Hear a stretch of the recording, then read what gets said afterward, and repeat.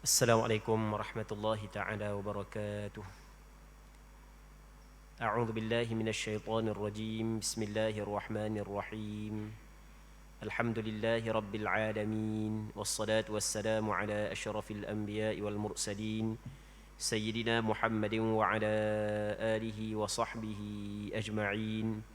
Allahumma rabbi syrah li sadri wa yassir li amri wahlul 'uqdatam min lisani يفقه قولي ولا حول ولا قوة إلا بالله العلي العظيم اللهم انفعنا بما علمتنا وعلمنا ما ينفعنا وعلمنا ما جهلنا وذكرنا ما نسينا اللهم يسر ولا تعسر رب تمم بالخير اللهم افتح علينا فتوح العارفين وفقنا توفيق الصالحين اللهم لا سهل إلا ما جعلته سهلا وأنت تجعل الحزن إذا شئت سهلا.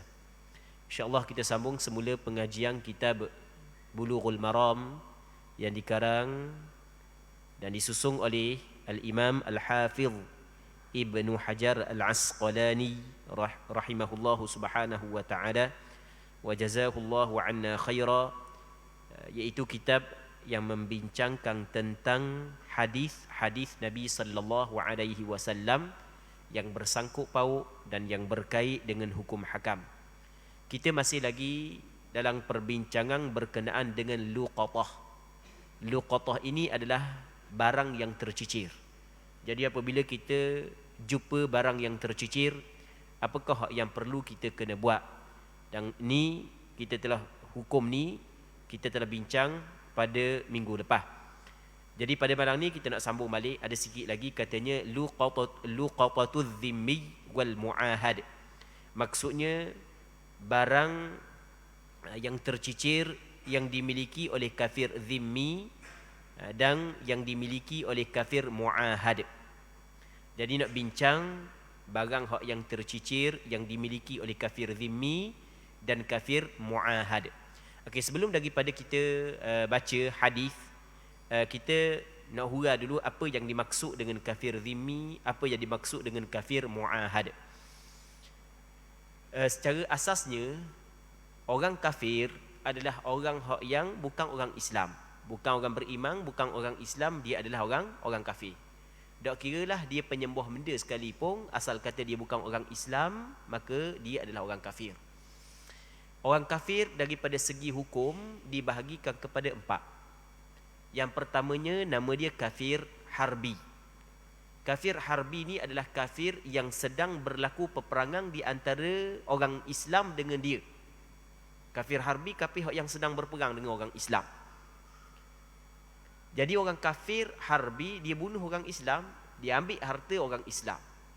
Jadi ketika dia bunuh orang Islam, dia ambil harta orang Islam, maka hukum menghalalkan orang Islam membunuh mereka dan mengambil harta mereka, sebagaimana dia buat kepada kita begitu. Baik, itu nama dia kafir harbi. Yang keduanya, nama dia adalah kafir muahad. Kafir muahad adalah asal kafir harbi. Tiba-tiba negara kafir harbi itu telah berjanji dengan negara Islam untuk tidak berperang ataupun berlaku genjatan senjata dalam tempoh tertentu. Mungkin setahun, mungkin 2 tahun, mungkin 3 tahun. Sebagaimana pada asalnya kufar Quraisy di zaman Rasulullah adalah kafir harbi kerana mereka sering berperang dengan Rasulullah sallallahu alaihi wasallam. Pada tahun perjanjian Hudaibiyah, antara perjanjian yang berlaku di antara Rasulullah dengan kufar Quraisy adalah tidak berlaku peperangan di antara Rasulullah dengan kufar Quraisy selama 10 tahun. Maka bertukar kufar Quraisy daripada kafir harbi kepada kafir muahad nama dia. Kafir muahad kita tidak boleh buat zalim kepada dia, tidak boleh buat kelanyak kepada dia, tidak boleh buat anaya kepada dia, tak boleh. Sebagaimana kita tidak boleh buat kelanyak kepada orang Islam, begitu juga kepada kafir muahad. Haram kita menzalimi kafir muahad. Sama ada menzalimi daripada sudut menyakiti tubuh badan dia ataupun daripada sudut mengambil harta dia, hukum dia adalah tidak dibolehkan. Kedua, yang ketiganya Nama dia adalah kafir musta'min ataupun musta'man. Dia boleh baca dua. Musta'min ataupun musta'man. Kafir musta'min ataupun kafir musta'man adalah, kalau kita baca musta'min adalah kafir yang menuntut keamanan daripada orang Islam. Dan orang Islam beri keamanan kepada dia. Kalau musta'man adalah kafir yang telah menjadi orang yang diberi keamanan. Baik. Jadi macam mana kafir musta'man, kafir musta'min? Okey gini, dia asal kafir harbi. Cuma dia masuk ke dalam negara Islam untuk tujuan berniaga, tujuan melancong. Baik. Tapi dia nak masuk saat itu, dia minta keamanan. Dia minta keamanan. Maksudnya dia minta keamanan, dia minta keselamatan. Maka apabila ada orang Islam memberi keamanan kepada dia, jadi orang ni saya bagi keamanan. Kata ada seorang orang Islam atau tak kira dua orang ke, dia beri keamanan ni, dia bukan disyaratkan kepada pihak pemerintah. Apabila ada orang Islam memberi keamanan kepada dia, maka menjadi kewajipan kepada orang Islam yang lain tidak berlaku, tidak menzalimi dia. Tidak boleh buat kelanyak dah kepada dia. Jadi kalau kita kat zaman kita, sebagai contoh, kalau zaman kita orang yang pada asalnya mereka kafir harbi sedang berperang dengan orang Islam, tiba-tiba dia minta visa daripada kerajaan mana-mana, tak kira kerajaan Islam mana-mana pun, untuk datang melancong ke negara Islam. Kita pun bagi visa. Maka kita telah beri keamanan kepada dia. Maka tidak boleh menzalimi dia. Walaupun di negara dia, geng-geng dia sedang berperang dengan orang Islam. Okey, itu daripada kafir musta'man ataupun kafir musta'min. 3. Yang keempatnya nama dia kafir zimmi. Kafir zimmi ni adalah kafir yang berada di bawah naungan pemerintah Islam. Jadi dia telah bayar kepada pihak pemerintah untuk menjaga dia. Jadi negara Islam jaga dia. Akhirnya kafir zimmi. Dia semua kafir, tidak boleh kita buat zalim kepada dia sebagaimana tidak boleh kita buat zalim kepada orang Islam. Sifat zalim bukanlah sifat orang Islam. Tidak boleh kita buat anaya. Tidak boleh kita menganiayai kepada orang bukan Islam. Apa yang dituntut oleh agama kita adalah kita mesti kena buat baik kepada semua orang, sama ada orang Islam ataupun orang bukan Islam. Tapi dengan syarat, selama mana orang bukan Islam tidak memerangi kita, tidak memerangi agama kita dan tidak menghalau kita daripada kampung halaman kita. Tapi kalau orang bukan Islam memerangi orang Islam, memerangi agama orang Islam dan menghalau orang Islam daripada kampung halaman mereka, maka ketika itu tidak boleh buat baik kepada golongan tersebut. Selama mana mereka itu tidak memerangi kita, tidak memerangi agama kita, selama mana mereka itu tidak menghalau kita daripada kampung halaman kita, maka selama itu kita kena buat baik kepada orang bukan Islam. Jadi 4 kategori orang kafir saat ni itu: kafir zimmi, kafir muahad, kafir musta'min ataupun musta'man, mesti kita kena buat baik. Selagi kafir harbi, kafir harbi tak boleh buat baik sebab dia bunuh orang Islam, dia rapah harta orang Islam, takkan nak buat baik kepada orang tersebut. Baik. Jadi yang kita nak bincang ni adalah luqatah, barang yang tercicir tapi milik kepada kafir muahad dan kafir zimmi. Dan kita nak tahu mana milik orang Islam, orang kafir. Mungkin ada tanda. Sebagai contoh, kita jumpa salib mah. Sebagai contoh, kita jumpa dia salib mah. Salib mah bukan orang Islam, bukan milik orang Islam gitu. Milik orang bukan Islam. Dia ada hukum dia. Okey, kita tengok. Katanya wa'anil miqdam ibn ma'di kariba radhiyallahu anhu qala Rasulullah sallallahu alaihi wasallam ala la yahillu dhu nabin min as-siba'i wala al-himaru al-ahli wala al-luqatu min malin mu'ahad wala al-luqatu min mali mu'ahad illa an yastaghniya anha, rawahu Abu Dawud. Maksudnya daripada seorang sahabat Rasulullah sallallahu alaihi wasallam yang dikenali sebagai Miqdam bin Ma'di Karib. Nama dia Miqdam bin Ma'di Karib, seorang sahabat Rasulullah. Miqdam anak kepada Ma'di Karib radhiyallahu anhu. Katanya Rasulullah sallallahu alaihi wasallam pernah bersabda, ingatlah, kata Rasul, ketahuilah, mu kena ingat molek ni, tidak halal memakan haiwan pemangsa yang bertaring. Jadi kalau jenis binatang pemangsa, binatang buah, yang bertaring, maka tidak boleh kita makan. Contoh rimau tak boleh makan. Singa tak boleh makan. Ketika darurah, hak tu bab lain. Hak babi, hak jelas tak boleh makan. Ketika darurah boleh makan. Tak ada makanan lain kalau tak makan, maka akan hilang nyawa. Maka tu dipanggil benda ketika darurah, maka boleh kita makan. Ni ketika biasa. Orang kata kalau makan daging rimau, jadi ada kelebihan-kelebihan dia. Ada kelebihan-kelebihan dia. Ada ubat tu ubat ni. Boleh tak makan rimau? Tak boleh. Sebab dia? Sebab Rasulullah menyebut dalam hadis ini tidak halal. Maksud dia tidak halal, haram. Binatang pemangsa yang mempunyai taring. Satu. Yang keduanya kata Rasulullah, begitu juga tidak halal maksudnya haram keldai kampung. Kita ada keldai hutang, kita ada keldai kampung. Keldai hutang tu kuda belang. Keldai kampung, keldai orang awak pera lah. Tempat kita tak ada lah keldai tempat kita. Baik, keldai ni dia sejenis binatang yang kecil, dari kecil sikit daripada kuda. Lebih kurang macam kuda gitu tapi kecil sikit. Baik.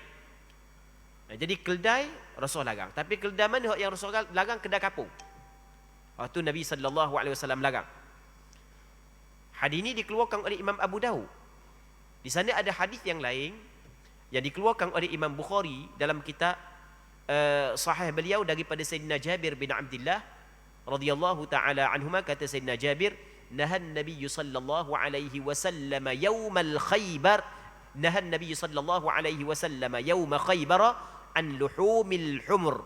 Maksudnya pada hari peperangan Khaybar, hari peperangan Rasulullah lawang dengan Yahudi Khaybar, pada hari tersebut Rasulullah sallallahu alaihi wasallam melarang para sahabat makan daging keldai kampung.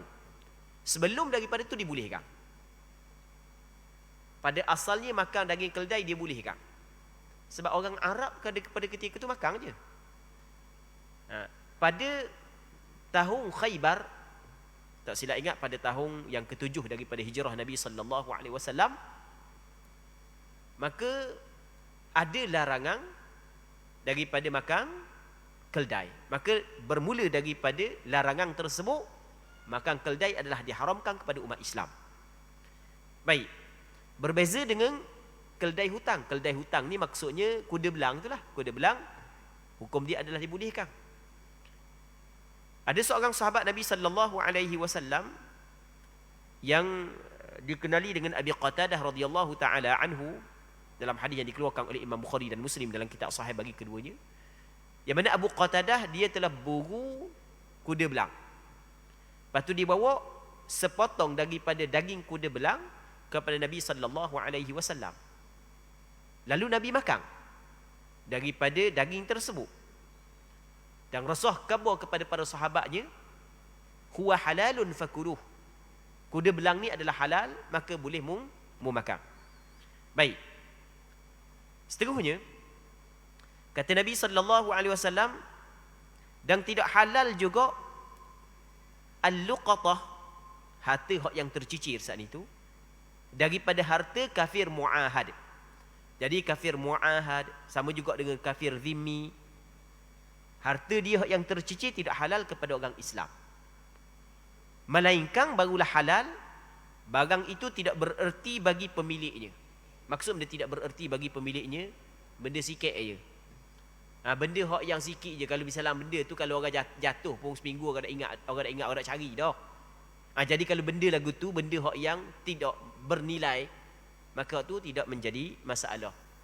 Lipas Jepun, hak yang dia tinggal, kita tengok adalah masalik di lipas Jepun dia. Dia tak cari dah. Lipas hak yang tinggal gitu, hak jatuh gitu tak cari dah. Tambah-tambah hak jatuh sebelah aja. Dia tak cari dah. Baik, okey, hak tu tak ada masalah. Hak tu dibolehkan. Baik. Hadis ini dikeluarkan oleh Imam Abu Dawud dalam kitab sahih beliau. Seterusnya kita masuk dalam perbincangan yang baru, iaitu perbincangan katanya babul faraid. Bab pada membincangkan tentang al-faraid, hukum faraid. Apa maksud hukum faraid? Faraid ni benda faraid. Faraid ni Maksud faraid adalah, dia dua maksud faraid. Maksud yang pertama adalah ilmu faraid. Ilmu faraid adalah ilmu yang membincangkan tentang kaedah-kaedah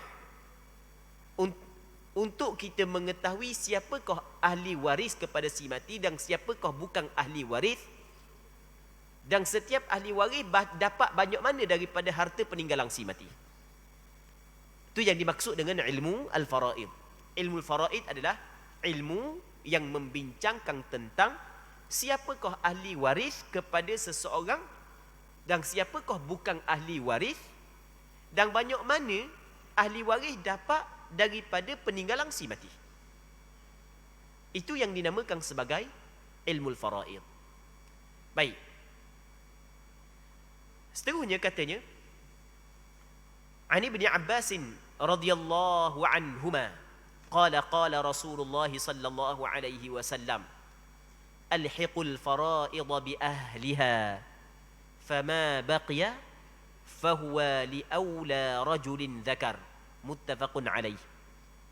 Daripada Abdullah bin Abbas radhiyallahu taala anhuma, katanya Rasulullah sallallahu alaihi wasallam pernah bersabda, berikanlah bahagian-bahagian yang tertentu. Dia faraid di sini dengan makna bahagian-bahagian yang tertentu, bahagian-bahagian yang telah ditetapkan kepada pemiliknya masing-masing. Sedangkan bakinya adalah untuk ahli waris lelaki yang lebih dekat. Dia bab ni, dia payahlah sikit. Sebab kita kena tahu beberapa perkara sebelum daripada kita nak bincang hadis ni. Yang pertama, kita kena tahu siapakah ahli waris dan siapakah bukan ahli waris. Kita kena tahu siapa ahli waris, siapa bukan ahli waris. Baik. Okey, secara ringkasnya, ni kena dengar molek lah. Tak dengar molek tak faham bab ni. Kena dengar molek. Lepas tu kita kena pandai titih waris pula selagi. Okey. Kita kena faham dulu, apabila seorang meninggal dunia, tak kira lelaki ke orang puan, tak kira lah. Dalam masa yang sama, ketika dia meninggal dunia tu, dia meninggal harta. Atau cakap mudah, meninggal harta. Sebenarnya pusaka ni bukan hanya harta saja, ada lagi bab lain. Cuma kita nak cerita bab harta je. Sebab kalau kita nak cerita bab lain pula, jadi payah nak faham kan? Banyak perkara kena masuk, payah nak ingat. Okey. Bila seorang mati, dia meninggal harta. Maka ada orang yang hidup boleh mewarisi daripada harta peninggalan si mati. Okey. Soalannya, siapa yang boleh mewarisi daripada harta peninggalan si mati? Jawapannya adalah orang yang mempunyai sebab. Sebab ni dia ada hubungan dengan si mati. Sebab dapat pusaka dia ada 3. Yang pertamanya adalah perkahwinan. Apabila berlaku akad perkahwinan yang sah di antara lelaki dan perempuan, apabila berlaku akad perkahwinan yang sah, maka lelaki dan perempuan itu saling boleh mewarisi di antara satu sama lain apabila ada yang meninggal daripada salah seorang daripada keduanya. Kalau tok lelaki mati, bini boleh saka. Kalau suami bini mati, tok lelaki boleh saka. Dan apa suami boleh saka daripada bini yang mati?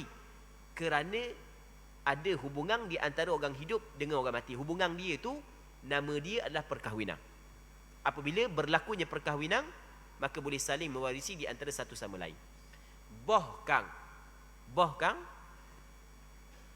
kalau sekiranya berlaku perceraian sekalipun, masih lagi boleh saling mewarisi di antara suami dan isteri, tapi dengan 2 syarat. Syarat yang pertama adalah perceraian talak raj'i. Talak raj'i adalah talak kali pertama dan talak kali kedua. Itu syarat yang pertama. Syarat yang kedua, isteri masih lagi berada dalam iddah. Dah habis lagi iddah. Tok lelaki cerai dia, duk sebetul bini mati. Tok lelaki cerai, duk sebetul bini mati. Cerai kali pertama atau kali kedua? Kali ketiga tak boleh dah. Kali pertama ataupun kali kedua. Dan masa tok lelaki mati ataupun masa bini mati, bini satu saat itu masih lagi dalam iddah, dah habis lagi iddah tolak, maka orang yang hidup boleh mewarisi daripada orang yang meninggal dunia. Okey. Sebab yang pertama, orang yang hidup boleh pusaka daripada orang yang meninggal dunia adalah perkahwinan. Sebab yang kedua sekarang ni tak ada. Sebab yang kedua adalah walak. Walak ni dia melibatkan pemerdekaan hamba. Seorang dia memiliki hamba, apabila dia memerdekakan hamba, maka ada hubungan walak di antara dia dengan hamba dia. Apabila hamba dia meninggal dunia, tak ada ahli waris hamba dia, maka bekas penghulu boleh mewarisi daripada bekas hamba di atas sebab walak tersebut. Sekarang ni tak ada. Okey, dua. Yang ketiga, ni yang ketiga. Yang ketiga adalah kerana nasab. Apa ni kerana nasab? Kerana hubungan kekeluargaan, ada pertalian darah di antara si mati dengan orang yang hidup. Ada pertalian darah. Baik. Jadi apabila ada pertalian darah di antara si mati dengan orang yang hidup, maka orang yang hidup boleh mewarisi daripada si mati. Tapi bukan semua orang yang mempunyai pertalian darah. Bukan. Bahkan hanya golongan yang tertentu sahaja. Okey, siapakah yang dimaksud dengan golongan yang tertentu? Golongan yang tertentu itu ada sebanyak 21 orang. Ataupun 21 jenis. 21 jenis ni nak ingat pula payah pula mudah je sebenarnya. Okey, 21. Yang mana dalam 21 saat ni, orang lelaki 13, perempuan 8. 21, lelaki 13, perempuan 8. Betul tak? 13 campur 8, 21. Baik, kita pergi dulu lelaki dulu. Lepas tu nanti kita pergi perempuan. Orang lelaki dulu. Orang lelaki yang pertamanya adalah anak lelaki. Anak lelaki kepada si mati. Yang keduanya cucu lelaki daripada anak lelaki. Dia kena mikir sikit cucu lelaki daripada anak lelaki. Ada orang tak faham cucu lelaki daripada anak lelaki. Dia cucu kita tak kita orang mati, mudah sikit. Cucu kita, ada cucu daripada anak lelaki kita, ada cucu daripada anak puak. Ahli waris hanya cucu lelaki hanya cucu daripada anak lelaki saja. Cucu daripada anak perempuan bukan ahli waris kita. Cucu kita, tapi dia tidak berhak mendapat pusaka daripada kita. Dia bukan ahli waris. Baik. Jadi hak yang dapat pusaka adalah yang pertama anak lelaki, yang keduanya cucu lelaki daripada anak lelaki. Cucu lelaki daripada anak lelaki ke bawah. Maksud dia ke bawah, kita lepas cucu dia cici. Cici lelaki daripada cucu lelaki daripada anak lelaki. Apa tu? Lepas cici dia kita bilang panggil cuik ke benda? Okey, kalau cuik lelaki daripada cicit lelaki, daripada cucu lelaki, daripada anak lelaki. Itu makna ke bawah. Okey, yang pertama anak lelaki, yang keduanya cucu lelaki daripada anak lelaki. Dua dah. Yang ketiganya ayah, ayah kepada si mati. Kita sebut kata anak, ayah, isteri, suami, semua sandar kepada si mati. Ya kadang-kadang ada orang silap Ada kadang orang silap dia kata minta nak tanya sikit bagi saka. Lepas tu siapa ahli waris? Dia kata yang pertamanya mak. Mak. Tak kena gitu. Mak siapa? Mak saya. Tak kena gitu, tak boleh cakap gitu. Tak betul kata gitu. Sekarang ni nak bagi saka siapa? Saka awak ke saka ayah awak? Saka ayah awak. Saka ayah awak bukan mak. Kena kata benda isteri. Boleh faham tak? Beza sebab mak lain, isteri lain. Orang bagi saka, dia kata mak itu boleh mak. Mak. Padahal bukan mak. Mak nisbah kepada orang bertanya. Sudahlah. Bukan nak bagi saka orang tanya hidup lagi nak bagi saka mana? Nak bagi saka orang mati tu kena nisbahkan kepada orang mati. Nak kata mak, kena kata benda isteri. Baik, jadi kita kena sandarkan kepada orang yang mati. Anak lelaki, cucu lelaki daripada anak lelaki. Dua. Yang ketiganya adalah ayah, ayah kepada si mati. Yang keempatnya datuk, tapi datuk sebelah ayah. Kita ada datuk sebelah mak, ada datuk sebelah ayah. Datuk sebelah mak bukan ahli waris kita. Hanya datuk sebelah ayah. Maksudnya datuk sebelah ayah, ayah kepada ayah kita. Ke atas. Apa dia ke atas? Okey, saat ni ayah kepada ayah kita datuk. Ayah kepada datuk. Datuk kepada datuk ah. Siapa kata? Kira sendiri ya. Nampak tak kang? Ayah, datuk ni ayah kepada ayah.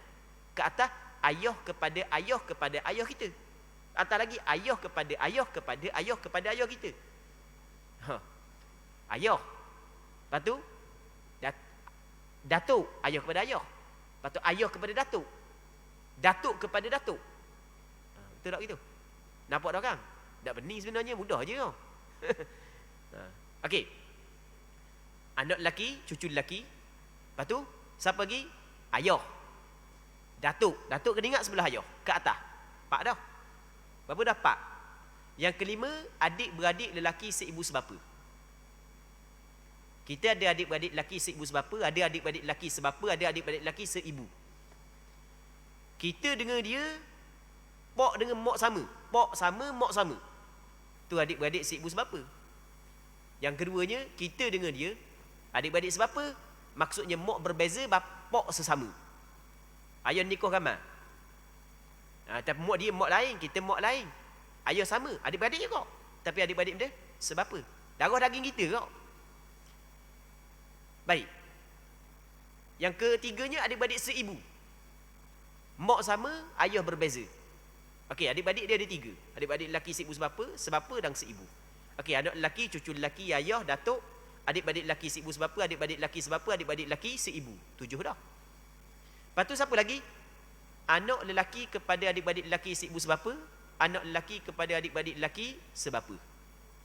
Oh, payah kau. Anak lelaki kepada adik-beradik lelaki seibu sebapa kita. Lepas tu anak lelaki kepada adik-beradik lelaki sebapa. Anak dara kita. Tapi anak dara kita hak lelaki yang mana ayah dia tu adik-beradik seibu sebapa dengan kita. Satu. Anak dara kita hak lelaki, ayah dia tu ada adik-beradik lelaki sebapa dengan kita. Manakala anak lelaki kepada adik-beradik lelaki seibu dengan kita, dia bukan ahli waris kita. Okey, boleh faham tak? Nak cakap mudah gini, anak dara gini mudah. Ni mudah je. Kalau kita faham anak dara kita semua sekali dia ada 12. Kok mana pula anak dara 12? Anak dara dia ada 12. Tengok 12 ha? Kita ada adik-beradik lelaki seibu sebapa, adik-beradik lelaki sebapa, adik-beradik lelaki seibu. Adik-beradik perempuan seibu sebapa, adik-beradik lelaki adik-beradik perempuan seibu sebapa, adik-beradik perempuan sebapa, adik-beradik perempuan seibu. Dapat tak 6 dah situ. Setiap seorang ada anak lelaki, anak puang. Adik-beradik lelaki seibu sebapa ada anak lelaki, ada anak puang 2. Adik-beradik lelaki sebapa ada anak lelaki, ada anak puang 2. Adik-beradik lelaki seibu ada anak lelaki, ada anak puang 2. Betul tak itu? Adik-beradik perempuan seibu sebapa ada anak lelaki, ada anak puang. Adik-beradik perempuan sebapa ada anak lelaki, ada anak puang. Adik-beradik perempuan seibu ada anak lelaki, ada anak puang. Jadi anak dara kita berapa semua sekali tau? 12. Faham tak lagi? 12.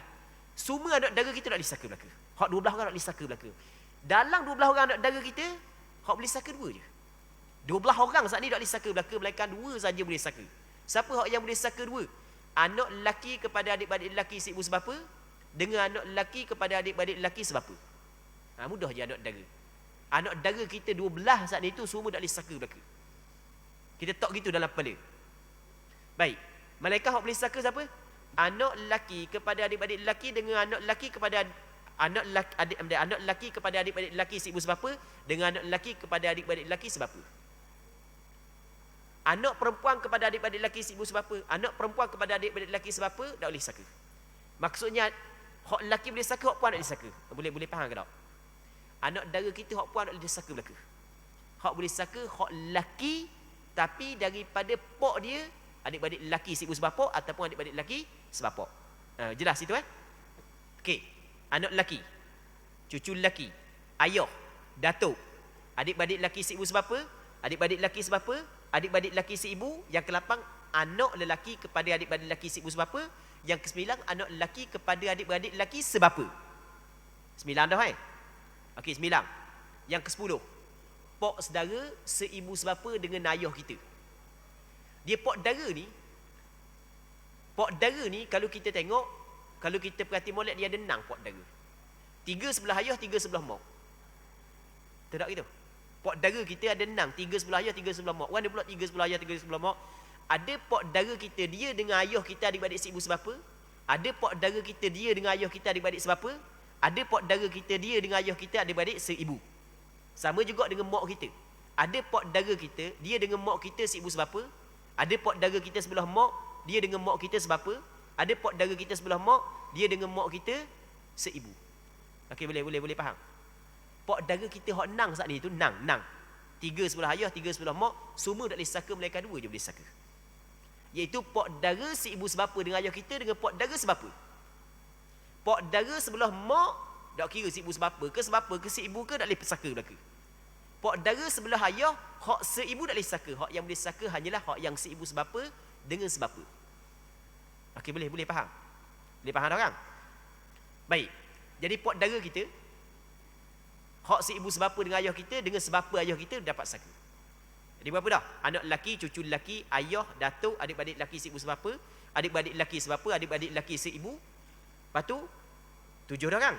Anak lelaki kepada adik-beradik lelaki seibu sebapa, anak lelaki kepada adik-beradik lelaki sebapa, pak saudara seibu sebapa, pak saudara sebapa. Berapa dah?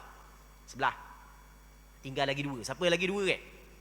Baik, kan kita rakyat dah 13 tak ni kan? 2 lagi siapa? 2 lagi sepupu kita. Okey, sepupu kita semua sekali ada 24. Kok mana pula 24? Sepupu semua sekali ada 24. Dah kok mana? Sepupu 24. Okey, kita tengok. Kita ada pak sebelah ayah kita dulu. Ada pak saudara seibu sebapa dengan ayah kita, pak saudara sebapa, pak saudara seibu, mak saudara seibu sebapa, mak saudara sebapa, mak saudara seibu. Sebelah ayah. Nang. Sebelah mak juga nang. Nang campur nang 12. Setiap seorang ada anak lelaki, anak puang. Jadi semua sekali berapa? 12 kali daripada 2 jadi 24. Boleh faham ke tak? Sekali lagi ya. Payah Baik. Ulang sekali lagi. Sebab nak faham hadis ni Tidak nak faham oleh hadis ni. Kita kena faham ni dulu. Pak saudara kita campur dengan mak dara kita, sebelah ayah sebelah mak dia jadi 12. Betul tak 12? Pak saudara seibu sebapa dengan ayah kita, pak saudara sebapa, pak saudara seibu, mak saudara seibu sebapa dengan ayah kita, mak saudara sebapa, mak saudara seibu. Nang situ. Sebelah mak pun sama. Pak saudara seibu sebapa dengan mak kita, pak saudara sebapa dengan mak kita, pak saudara seibu dengan mak kita. Betul tak gitu? Mak saudara seibu sebapa, mak saudara sebapa, mak saudara seibu dengan mak kita. Jadi nang sebelah ayah, nang sebelah mak. Jadi berapa? 12. Setiap seorang ada anak lelaki, ada anak puang. Anak lelaki, anak puang. Jadi 12 kali 2 jadi 24. Boleh faham dah 24 kan? Sepupu kita belaka 24. Semua sepupu kita 24 tak boleh saka belaka. Melainkan 2 orang je boleh. Maksudnya 22 orang tak boleh, 2 orang je boleh. Siapa sepupu kita hak boleh saka? Anak lelaki kepada pak saudara seibu sebapa sebelah ayah dan anak lelaki kepada pak saudara sebapa sebelah ayah. Okey, boleh faham. Anak lelaki kepada pak saudara, maksudnya sepupu lelaki kita, ayah dia dengan ayah kita adik-beradik seibu sebapa. Yang keduanya, sepupu lelaki kita, ayah kita dengan ayah dia adalah adik-beradik sebapa dengan ayah dia dengan ayah kita adik-beradik sebapa. Baik. Jadi berapa dah? 13. Okey, nampak dah 13 ha? Okey, 13. Hak puang pula tadi kita rayak berapa? 8. Yang pertama anak puang. 8 hak puang pula Anak puang 8. Anak puang yang pertama anak puang. Yang keduanya cucu puang daripada anak lelaki. Kita ada cucu perempuan daripada anak perempuan, kita ada cucu perempuan daripada anak lelaki. Cucu dok kira lelaki ke puang, kalau daripada anak perempuan bukan ahli waris kita. Dia hanya cucu daripada anak lelaki saja. Okey. Anak puang, cucu perempuan daripada anak lelaki. 2. Mak kita, mak yang melahirkan kita. 3.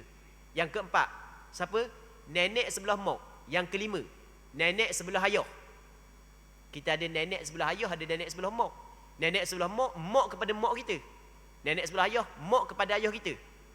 Ke atas lah. Tapi biarlah cerita atas, ke atas. 5 dah. Siapa lagi 3? Adik-beradik perempuan seibu sebapa, adik-beradik perempuan sebapa, adik-beradik perempuan seibu. 8 campur 13 saat ni, 21. Campur pula 2 orang lagi. Siapa 2 orang? Suami, isteri. Jadi 23. 23. Akhir 23 tu ahli waris kita tu. Cuma dia tidak mungkin 23 dia akan jadi 22 je. Sebab dia sebab kalau orang lelaki mati tak ada suami. Kalau orang puan mati tak ada isteri. Okey, boleh faham? Jelas dah kan? Baik. Muslimin muslimat ini rahmati oleh Allah Subhanahu wa taala. Jadi dalam hadis ni kata Rasulullah, berikanlah bahagian-bahagian yang tertentu. Maksud dia bahagian yang tertentu. Maksud bahagian yang tertentu di sini adalah bahagian yang telah ditetapkan. Dia pembahagian pusaka kita kena faham adalah di sana ada kadar yang telah ditetapkan. Siapa yang tetapkan? Allah Ta'ala yang tetapkan. Sebab itulah salah. Ini tak betul tapi ada orang kita cakap. Salah orang kata bahawasanya pembahagian pusaka mengikut faraid adalah pilihan, bukan kewajipan. Itu adalah salah besar sebenarnya. Bukan salah kecil, adalah salah besar. Apatah lagi kalau orang cakap saat itu orang yang berstatus ahli ilmu. Hak tu kau mengarut. Kalau dia buka Quran, dia baca je, kaji sikit je, maka dia akan dapati perkataan bahawasanya pembahagian pusaka mengikut faraid adalah pilihan yang lah sekali, bukan kewajipan. Dia baca Quran, baca sikit je, maka dia akan sedar Allah salah, jauh langit bumi apa yang dipegang dengan apa yang termaktub dalam Al-Quran. Sebab perkataan faraid ini adalah perkataan jamak daripada faridah. Faridah ni adalah kadar yang telah ditetapkan. Siapa yang menetapkan kadar tersebut? Allah Ta'ala. Ketika Allah Ta'ala yang menetapkan kadar itu, Allah Ta'ala yang menetapkan kadar itu, tiba-tiba dikata mana? Dikata ini bukanlah kewajipan, ia adalah pilihan akhir. Itu salah. Okey, buat contoh lah. Hadis ni panjang lagi kita kena urang, waktu nak habis dah. Ya, lama nak sebut sikit. Buka surah An-Nisa ayat 11 12. Daripada surah An-Nisa 11 12 13. Buka surah An-Nisa.